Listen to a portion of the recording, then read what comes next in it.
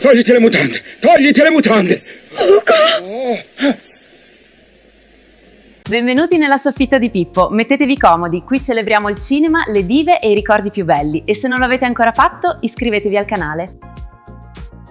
IFIX T10. Bastano 3 parole soltanto.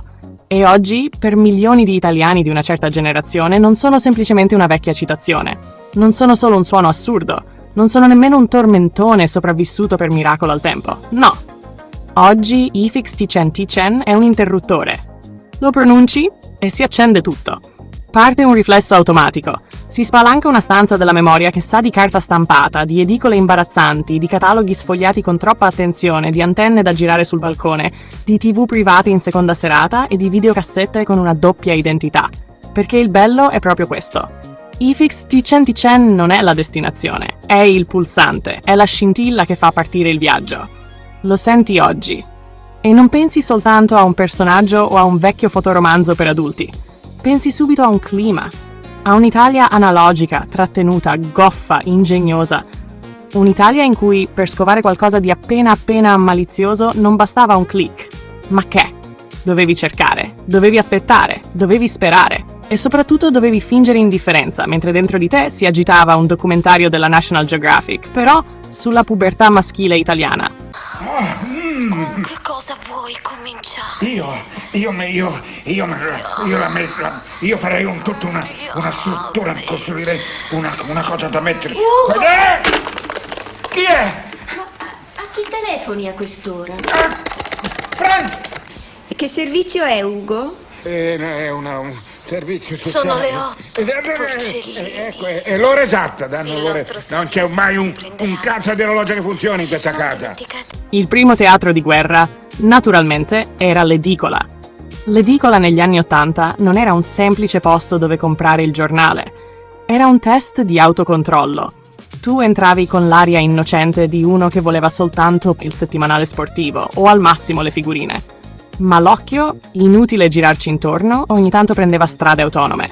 Magari c'era quella copertina appena piegata, quel giornaletto infilato un po' più dietro. Quel titolo che brillava come un'insegna al neon nel deserto. Ed è lì che entrava in scena lei, la bigotta. Questa figura misteriosa, puntualissima, nel resto della giornata pareva inesistente. Nessuno sapeva dove vivesse, nessuno la vedeva mai. Ma nel momento esatto in cui tu decidevi di avvicinarti al banco con intenzioni anche solo vagamente compromettenti, eccola, materializzata.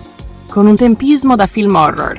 Tu abbassavi la voce fino al livello del respiro, cercando di sussurrare mezza sillaba, e l'edicolante, con la sensibilità di una tromba dello stadio, ti sparava addosso. Vuoi le ore o cavaliero? Perfetto, fine. Sipario. La tua reputazione evaporata. Mancava solo il parroco che usciva dal retro con l'aspersorio e il quadretto era completo.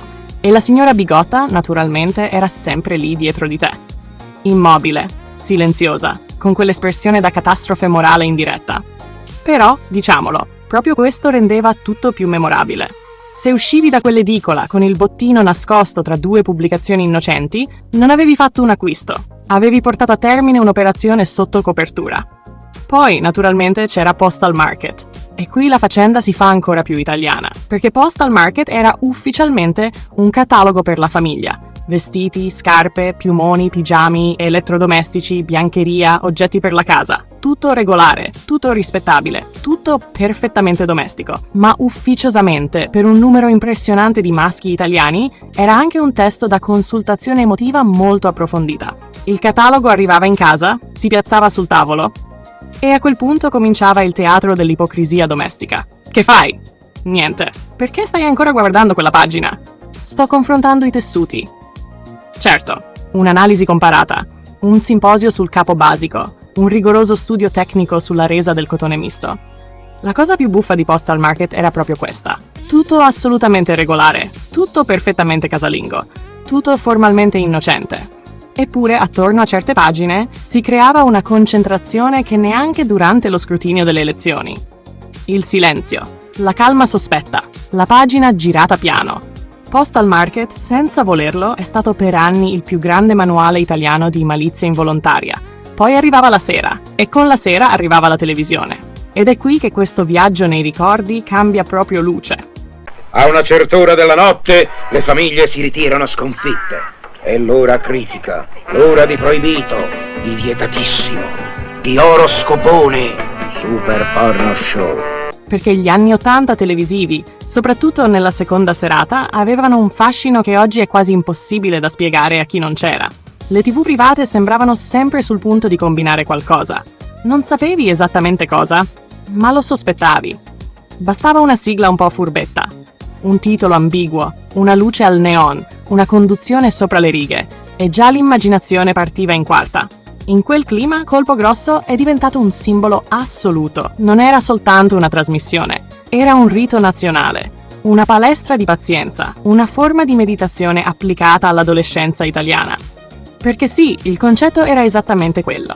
Negli anni 80 si aspettava un'intera trasmissione per vedere un reggiseno che si apriva per un secondo. E bastava, anzi avanzava. Tu stavi lì per minuti e minuti, tra sketch, battute, musichette, giochi, attese, con la concentrazione di uno che sta seguendo il disinnesco di una bomba. Altro che fruizione rapida. Era una maratona spirituale, una forma di allenamento alla pazienza applicata all'ormone. E la scena domestica era sempre la stessa. Volume a 1, telecomando in mano, occhio fisso sullo schermo, orecchio teso verso il corridoio. Bastava un passo del padre, una tosse della madre, e tu diventavi più veloce di un meccanico ai box. Zac! Cambio canale! E all'improvviso sembravi rapito da un documentario o da una televendita di materassi ortopedici. Negli anni 80 non guardavi la televisione, facevi sopravvivenza domestica avanzata. E poi c'era il lato tecnico, che oggi sembra preistoria, ma allora era normalità pura. La ricezione, le interferenze, le ombre, la neve sullo schermo. Spesso non guardavi davvero una trasmissione, la intuivi, la ricostruivi mentalmente, lavoravi di fede più che di segnale. Le TV private avevano questo fascino un po' sghembo, anche quando si vedevano male, promettevano tantissimo. Poi entrò in scena il videoregistratore, e lì, signori miei, l'Italia popolare diede il meglio di sé. Perché il VHS non fu soltanto una comodità tecnologica, fu il trionfo assoluto della mimetizzazione creativa. Finalmente si poteva registrare, conservare, archiviare, passare una cassetta agli amici. Ma soprattutto si poteva camuffare il contenuto con un titolo per bene. Ed ecco nascere una delle grandi arti nazionali, la VHS bugiarda. Sulle etichette comparivano nomi di una rispettabilità quasi commovente. Happy Days, Festival Jazz, documentario storico, speciale natura, concerto classico, saggio scolastico, praticamente l'archivio di una famiglia cattolicissima e molto attenta alla cultura. E invece no, o meglio non sempre, perché il vero brivido stava proprio lì. Tu prendevi in mano una cassetta con scritto Happy Days e già il titolo ti sembrava una promessa, di giorni felici in un senso assai più personale. La parte più comica però era il rischio della fregatura, perché certe volte mettevi su Festival Jazz convinto di trovarti davanti una rivelazione cosmica e invece trovavi davvero del jazz. 1 ora e mezza di sax. Bellissimo, per carità, elegantissimo, culturalmente inattaccabile. Ma non era esattamente il tipo di improvvisazione che speravi di incontrare alle 11:40 di sera. E lì capivi una verità fondamentale della vita analogica. Non solo dovevi cercare, dovevi anche sbagliare tantissimo.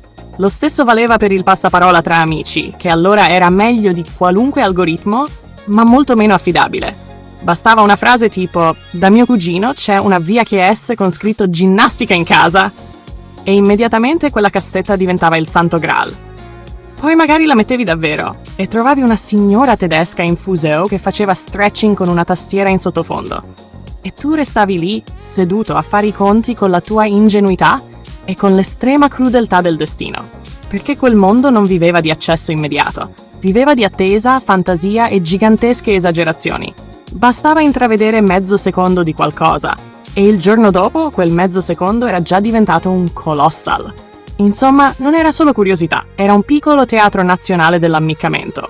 Fatto di edicole affrontate come missioni segrete, postal market studiati con zelo accademico, seconde serate guardate col telecomando in mano, e VHS con scritto Happy Days che, diciamolo, avrebbero meritato il titolo Happy End.